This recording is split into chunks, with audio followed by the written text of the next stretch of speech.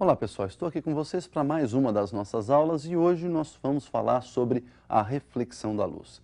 Reflexão da luz é quando então a luz está tentando passar de um meio A para um meio B e ao chegar na superfície que separa esses dois meios, em vez de passar para o meio B, ela retorna a se propagar no meio de origem que era o meio A.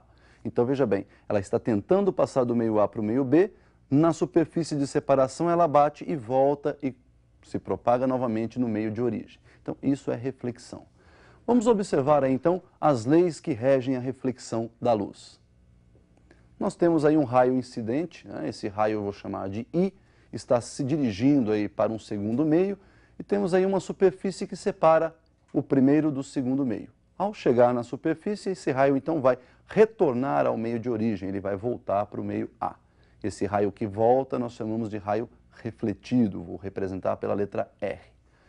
Na superfície em que está ocorrendo a reflexão, nós vamos traçar uma linha, uma reta chamada reta normal, perpendicular então a esta superfície. E percebam então que o raio incidente forma com essa reta normal o que nós chamamos de ângulo de incidência. E essa reta normal também forma com o raio refletido aquilo que nós chamamos de ângulo de reflexão. Então nós temos aí dois ângulos, dois raios e uma reta normal. Raio incidente, raio refletido. Ângulo de incidência, ângulo de reflexão e a reta normal. A primeira lei diz que o raio incidente, o raio refletido e a reta normal, ao plano de separação dos meios, são coplanares, ou seja, pertencem a um mesmo plano. Já a segunda lei diz que os ângulos de incidência e de reflexão são exatamente iguais. Para que serve a reflexão no nosso dia a dia? Nós temos dois tipos de reflexão. Uma que proporciona a visão de tudo aquilo que está ao nosso redor, então proporciona a visão dos objetos, e aquela reflexão que te proporciona a visualização de imagens, a formação de imagens. Vamos observar então esses dois tipos de reflexão. Nós temos aí a primeira reflexão que é chamada de especular. Especular vem de espelhos, né? Quando você tem uma superfície totalmente polida, totalmente lisa, sem nenhuma irregularidade, sem nenhuma aspereza, sem nenhuma rugosidade, os raios incidem nessa superfície e voltam, né, para o meio de origem. Mas olha que particularidade ocorre nessa reflexão. Se nós emitirmos para esta superfície alguns raios paralelos, ao tocar a superfície eles também vão refletir paralelos e, obviamente, obedecendo às duas leis que nós vimos anteriormente. Eles incidem com ângulo de incidência I, refletem com ângulo de reflexão R, onde os ângulos de incidência e os ângulos de reflexão são exatamente iguais. E, obviamente, os raios são todos coplanares junto aí às suas retas normais. O segundo tipo é a difusa, que é aquela que proporciona a visão, então, de todos os objetos. Essa difusa ocorre quando a superfície apresenta irregularidades. Você pode perceber, então, que mesmo emitindo raios paralelos, quando eles tocarem essa superfície que é irregular, eles vão sofrer reflexões em diversas direções. Ou seja, a luz, ao bater nessa superfície, ela se espalha e um raio toma direção diferente de outro e assim por diante. Nós vamos, nessa aula de hoje, analisar aí os espelhos. Nós vamos estudar primeiro os espelhos planos e depois os espelhos esféricos. Como seria a formação de uma imagem num espelho plano? Vamos observar então aí o nosso espelho plano. Então nós temos aí um objeto próximo ao espelho, esse objeto produz uma reflexão difusa e emite então luz em todas as direções e nós vamos tomar alguns raios para observar aí a sua reflexão no espelho. Tomando dois raios, eles vão sofrer a reflexão, percebam então que por incidirem com ângulos diferentes, eles refletem também com ângulos diferentes, e o cruzamento do prolongamento desses dois raios forma lá atrás do espelho a imagem daquele objeto. Então, para um espelho plano, nós temos a formação de uma única imagem que está atrás do espelho, à mesma distância do espelho que se encontra o nosso objeto. Portanto, se o objeto se encontra a uma distância x do espelho, a sua imagem está sendo produzida atrás do espelho a uma mesma distância x desse espelho. Observe, então, que o nosso objeto, por estar na frente do espelho, é considerado um objeto real, e esta imagem, por estar atrás do espelho, ela é considerada, então, uma imagem virtual. Ela é formada pela projeção ou pelas projeções dos raios refletidos. Então, o que nós vimos aí foi a formação de uma imagem no espelho plano. Nós podemos fazer algumas observações com relação a esse espelho. Por exemplo, nós podemos transladar o espelho mantendo fixo o objeto. Podemos transladar o espelho mantendo esse objeto em movimento. Vamos observar um caso em que o espelho está se transladando e o nosso objeto está fixo numa única posição. Bom, então nós temos aí um objeto situado a uma certa distância y de um espelho plano. Obviamente, então, você está observando que a imagem desse objeto está à mesma distância y, porém atrás do espelho. E nós vamos transladar esse espelho de uma certa distância x. Então, eu vou chegar esse espelho para a direita, distância que ele se desloca é x. E agora nós podemos observar que a nova distância entre objeto e espelho é y mais x. Por sua vez, conforme nós temos um aumento entre distância de objeto e espelho, a imagem também sofre um afastamento. E a nova distância entre imagem e espelho agora também é y mais x. Então veja que a sua nova imagem se deslocou em relação à primeira imagem. E essa distância deslocada nós vamos chamar de z. E podemos observar pela figura que se somarmos y mais z, nós temos a distância entre o objeto e a nova posição da imagem, a nova imagem. Por outro lado, se somarmos y mais x, também temos essa distância.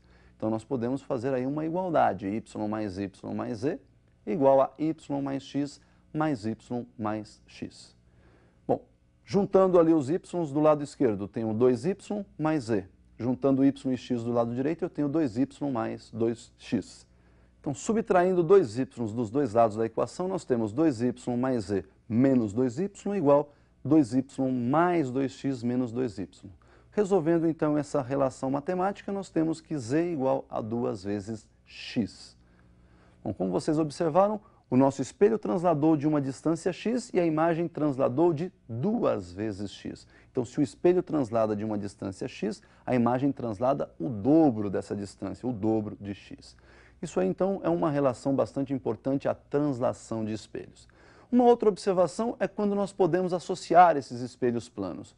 Observe, então, a relação de associação de espelhos planos. Nós temos aí dois espelhos associados, um voltado para o outro, né? Encostamos um no outro, e eles estão formando aí um ângulo alfa. Se colocarmos um objeto aí entre os espelhos, esse objeto vai emitir luz para os dois espelhos, vão ocorrer aí algumas reflexões e nós vamos ter a formação de algumas imagens. Esse número de imagens pode ser determinado pela expressão número de imagens igual a 360 sobre alfa menos 1. Bom, pessoal, o que nós vimos aí então se aplica aos espelhos planos. Mas no seu vestibular vai cair lá um tipo de espelho também bastante importante, que são os espelhos esféricos, né? Então nós vamos também analisar os espelhos esféricos. O que seria um espelho esférico? Imagine uma esferinha, onde você vai lá e corta essa esferinha no meio. Essa esferinha é oca, uma das partes você tem lá um polimento interno, você tem uma parte côncava refletindo, e nós vamos chamar isso de espelho côncavo. A outra metade você faz um polimento externo, de modo que a face externa seja uma face refletora especular. Daí então nós vamos ter o chamado espelho convexo. Então vamos observar isso aí num visual, como fica a representação desses espelhos esféricos côncavo e convexo. Olha lá então, como eu disse a vocês, aquela calota esférica, quando é feita polimento interno, reflexão interna, nós temos aí o chamado espelho côncavo. E do outro lado nós temos um polimento externo, na outra parte da esfera, nós temos lá o chamado espelho convexo. Representação desses espelhos está ali, ó, essa quase reta, com as extremidades curvas, né? E esses tracinhos que a gente coloca lá em cima, perto da parte curva, é para representar que a face do lado esquerdo é uma face rústica, não refletora especular. Portanto, ele reflete a luz especularmente por dentro da curvatura. Já o segundo, que é a representação aí do espelho convexo, esses tracinhos estão dentro da curva, significando então que por dentro a reflexão é difusa e que por fora a reflexão é especular. Muito bem, pessoal. Esses espelhos eles formam algumas imagens interessantes, né? Nós vamos então observar o que acontece com os raios. Esse estudo foi feito por Gauss, raios de luz que chegam a esse espelho, como é que eles se refletem, né?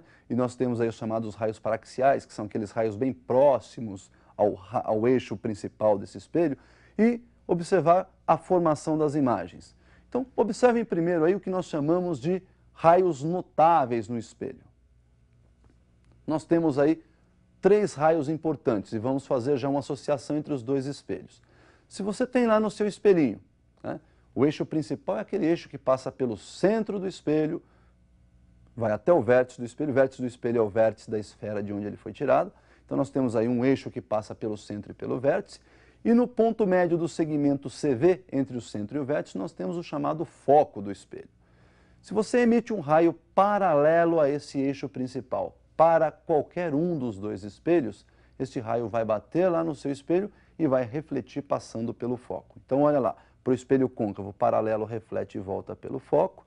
Já no espelho convexo, por ter foco virtual, ele vai bater ali e vai refletir na direção do foco. Portanto, se você prolongar esse raio refletido, o prolongamento dele vai cruzar o foco lá atrás. Então esse raio é bastante importante. O segundo raio é o inverso desse, né? Se o paralelo refletiu na direção do foco, todo raio que for incidente passando pelo foco vai refletir paralelo ao eixo principal. Isso também acontece aí para os dois espelhos. E por outro lado, se você tem um espelho onde a incidência é no próprio vértice, incidiu no vértice, vai refletir com o mesmo ângulo. Esses ângulos, então, formado entre raio incidente e eixo principal e raio refletido e eixo principal. Também se aplica aos dois espelhos. Bom, pessoal, esses raios notáveis eles são usados na construção das imagens. Nós vamos ver um exemplo de construção de imagens e vamos aí determinar as equações estabelecidas por Gauss aí para o espelho. Equação de Gauss para relacionar as coordenadas de posição de objeto, imagem e do foco do espelho, e ainda uma relação de ampliação para saber se a imagem foi ampliada, se ela foi reduzida ou se ela permaneceu do mesmo tamanho do objeto. Então observem na tela. Então nós temos aí um objeto diante de um espelho, olha lá, vou traçar um raio daqueles que nós vimos, notável, saindo da extremidade superior do objeto, tocando o espelho, portanto paralelo ao eixo, e refletindo na direção do foco. Um segundo raio saindo do mesmo ponto na direção do foco vai refletir paralelamente ao eixo principal. Nós temos então o cruzamento desses dois raios, a formação da nossa imagem. E observem que essa imagem então está diante do espelho, na frente do espelho. Portanto, trata-se de uma imagem real. O objeto então, observe, está apontando para cima, a imagem está apontando para baixo. Portanto, em relação ao objeto, ela ficou invertida, né? E o tamanho da imagem, podem observar aí, agora é menor que o tamanho do objeto, portanto nós temos aí uma imagem reduzida. Então Gauss estabeleceu a seguinte relação, né? O inverso da distância focal igual ao somatório dos inversos das abscissas do objeto e da imagem. 1 sobre f igual 1 sobre p mais 1 sobre p'. Uma outra relação importante é da ampliação, para você determinar se essa imagem foi ampliada, ou se ela foi reduzida, ou até mesmo se ela permaneceu do mesmo tamanho do objeto. Ampliação igual a I sobre O. Esta ampliação também pode ser chamada de aumento transversal linear. Bom, esse aumento também, ou esta ampliação, pode ser dada por menos P' sobre P. Este menos P' sobre P aparece de uma relação de triângulos lá na construção de imagens, né? E se você fizer um arranjo matemático nesta equação de Gauss e comparar com essa equação que nós acabamos de perceber aí, menos P' sobre P para o aumento, nós podemos chegar numa outra opção, que é o aumento igual à relação entre a distância focal, f, sobre a diferença entre a distância focal e a abscissa do objeto, f menos p. Por hoje, então, é só. Bons estudos e até o nosso próximo encontro.